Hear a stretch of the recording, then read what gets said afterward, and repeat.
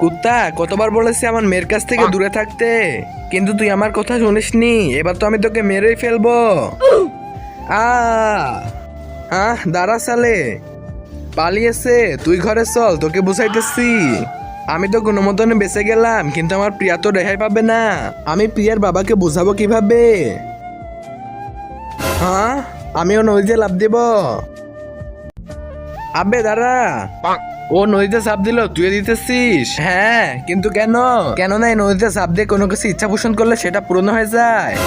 প্রথমে যে ছেলেটাই চাপ দিল, ওই ছেলেটির একটি হাত ছিল না, এখন দুটি হাতে চলে এসেছে। ওই দেখো, আমার হাত ঠিক হয়ে গিয়েছে। ইয়াহু!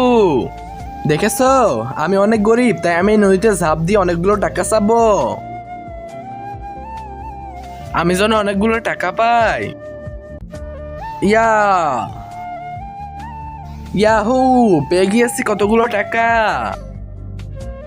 দেখেছো, তোমার যদি কোনো ইচ্ছা থাকে পূরণ করে নাও।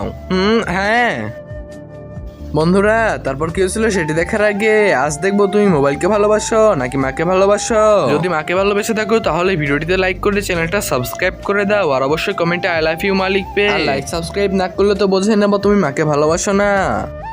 আমার ইচ্ছা প্রিয়ার বাবা যেন আমাদের বিয়ের জন্য রাজি হয়ে যায়। আরে আরে, একে তো মাছে খেয়ে নিল।